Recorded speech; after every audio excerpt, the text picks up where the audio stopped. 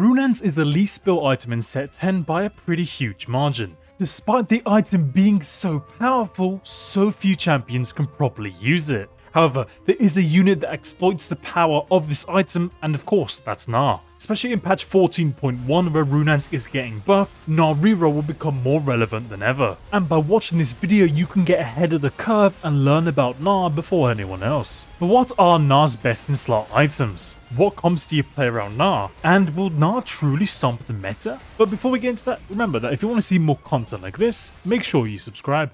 Let's talk about Gnar's items first. If you've watched any of my streams or you've seen any thumbnails, then you would know that I always recommend Runaan's on Gnar. But why? What is it about Runaan's that makes it so good on Gnar? Well, one of the reasons is that Gnar gets a whopping 70% bonus AD from his ult. But bear in mind that 70% only scales Gnar's base AD and doesn't include AD from other items. But despite that, it's still so much AD that Gnar gets practically for free.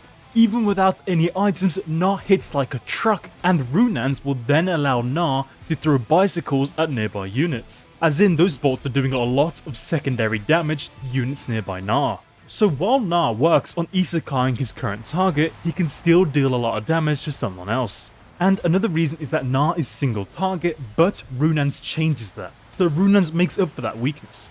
This is especially amazing when Gnar is near the backline, and those bolts give Gnar backline access, which is a complete game changer as you can kill the backline carries really quickly. Especially through Runaan's Gnar, Akali's dashes, and that huge ult from our dearest Karthus. And the third and final reason is that Gnar's ult also procs Runaan's because it counts as an auto. But because it's an auto, there's no extra damage and it would just be a normal Runaan's bolt and not get increased by Gnar's ult damage. And yes, that also does mean that Gnar would sack Rageblade and Titans through his ult as well. But as you'll see later, I do not recommend you ever build Titans on Gnar. But Runaan's is the least built item in set 10 for a very specific reason, and that's because it's not a flexible item due to how few units can fully utilize this item. I think the only units that come to mind are Jinx, MF, and now Gnar. That's terrible. The fact that there's no late game user of Runaan's is really crippling and means that building the item can be very int. Runaan's is turbo best in slot Gnar because of how much it does for him, but if you do end up building this item, beware that you may get stuck playing Gnar. And okay, so what about Gnar's second item? Well, Gnar's a superfan, and Gnar gets a free Sterak's from superfan, which is pretty good because it's a very good defensive item, especially when Gnar jumps into the backline and tanks aggro from the enemy carries. The extra HP from Sterak's will keep him alive and hitting harder for longer, and if he's hitting harder for longer then he's healing more and he'll live for longer and do more damage, right? So most of the time when you're playing Gnar, you want to activate superfan so you can get a free Sterak's, which is a very good item on Gnar, honestly. So now we've got Runaan's, we've got Sterak's, but how do you decide what the final item is on Gnar? Well, that ties very closely with what Gnar comp you should play because that's decided by the same thing, which is what version of Gnar headliner you get. For example, Vertical Mosher will have a lot of sustain from the traits, but not a lot of damage. The opposite is true for Vertical Pentakill, and Gnar will have a lot of damage, but not much sustain. But the exception is Vertical Superfan Gnar, which will give him a Radiant Sterak's. This item is both damage and sustain, so you have many more options in this case. But your final item on Gnar in every comp needs to make up for what he currently lacks. If he lacks damage, then give him damage. If he lacks sustain, then give him sustain. But please do not build Titans on Gnar, it's so bad. Headliner Gnar instantly casts, which means that it gets absolutely no value out of the AP from Titans. Other items like Hodge and even Stoneplate are just better items than Titans on Gnar. But for the last item, I'm a huge fan of Deathblade because those bolts can do even more damage and Gnar gets a damage amp on top. Likewise, Infinity Edge is great so Gnar can crit when he slams, and Giant Slayer will help Gnar get through the front line. And if all else fails, you can't go wrong with BT or Hodge. But there are other items like Edge Knight, Jack Show and Last Whisper, but I don't really recommend them. Whilst the utility from these items is really good, Gnar as a unit feels incredibly hungry for raw stats, so he can do much more damage and in turn heal for much more. So while these items are great, I just don't think they're great on Gnar because you want to prioritize sheer raw damage, sustain, or a little bit of both. But you do need Shred on your board so Gnar can deal more damage and heal for more, especially when he's stuck on tanks and getting targeted by the enemy carry.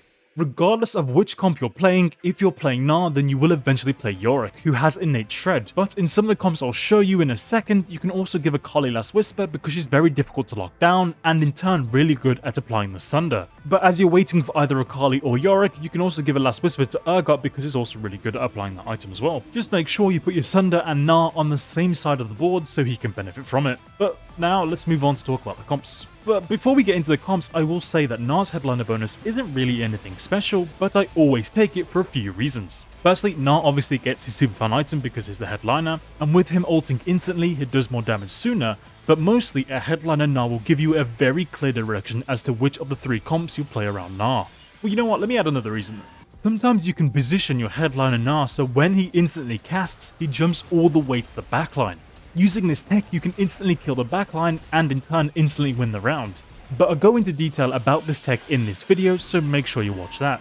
Anyway, as I mentioned earlier, if you're playing Gnar, then you're always going to play Yorick because he's also a pentakill mosher. And Gnar is a superfan, so you can easily activate it for a free item. I always aim to enable at least 4 superfan because that gives a huge amount of omnivamp to Gnar straight up.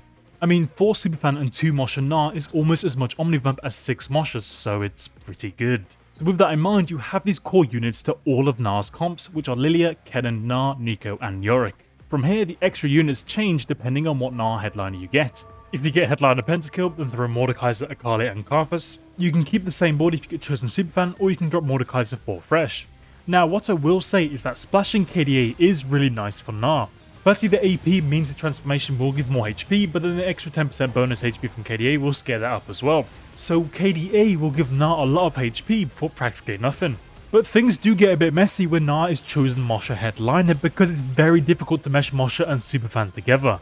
But do not ever drop 4 Superfan to play 4 Mosher. You're losing 15% Omnivamp and only gaining 5 to 10%. So that's why you should never play 4 Mosher Gnar ever. You either stay at just 2 or you send it all the way to 6. So your 6 Mosher Gnar headliner board looks something like this. In this board, Gnar will have a ton of attack speed from sources like Mosher and Pentakill, which makes Runaans even more valuable. Mosher Gnar procs Runaans the most out of all these comps. But one thing you should keep in mind is that each comp has its own strength and weakness. For example, the Mosher Gnar board has a ton of frontline and a lot of CC, so Gnar has plenty of room to do his thing. But the Mosher Gnar board doesn't have as much damage as the Pentakill and Superfan boards. Regardless, for all of these comps you can reroll at 7 instead of 6, as the 2 cost odds don't drop off much and you will have a much higher chance of finding 4 and 5 costs, so you can hit an early Karthus or even a Yorick. And while rolling at 7, you can aim to 3-star a tank like Neeko or Mordekaiser. This is especially great in the Superfan and Pentakill boards. And one thing I should highlight is that the Pentakill and Superfan comps are only 1 spat away from each other. If you get either a Pentakill spat or a Superfan emblem, then you can play a really powerful board with both 5 Superfan and 5 Pentakill active. But with all of that out of the way now, let's talk about the augments and portals that are good with Gnar Reroll. So generally with Gnar Reroll, any augments that give more sustain, more damage, more tankiness or more HP are great. Flat HP from augments are nice because KDA further increases that. Armor and MR augments are huge because of the damage reduction from Pentakill further reducing any damage Gnar takes. And damage amplifying augments are generally great because Gnar will just hit much harder and heal for much more.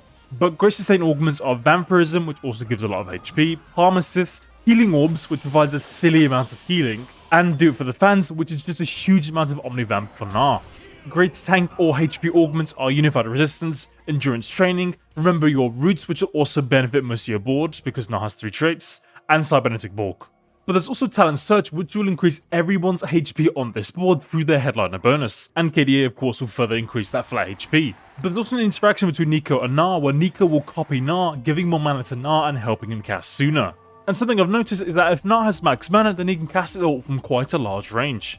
Anyway, as I said, any damage amplifying augments are great, like Know Your Enemy or Contagion. Ascension is okay, but usually takes a little too long to proc in my opinion. But there's also Jeweled Lotus, which greatly increases not only Gnar's damage, but also Akali's, Karthus' and Yorick. There's also augments that give both damage and tankiness, one of which is Inspiring Epitaph, which is very powerful in prolonging combat and giving attack speed to Gnar. Similarly, both Gifts from the Fallen and tons of stats feed Gnar what he wants, and that's, well, tons of stats. But there's also Long Distance Pals, which is very good to give someone like Akali a ton of AD. Or you can do it between Poppy and Gnar in a Mosher setup so they're both tankier, deal more damage and heal for more. But of course, great utility augments are CC immunity ones, which are Indomitable Will, Silver Veil and Metal Heads. And these also give cleanse, attack speed and max HP regen respectively, so you can't really go wrong with these augments. Sticks and Stones also provides great utility, especially if you don't have any Sunder. But do not take heavy hitters because Gnar gets the AP after he transforms, and so half the augment is useless for him. Anyway, there's also some great item augments. Of course, there's Idealism, which buffs the power of Hodge, which is not only great on Gnar, but also Akali and Yorick. You can also take Not Today if you're playing Mosha Gnar as a replacement for the Sterox on him.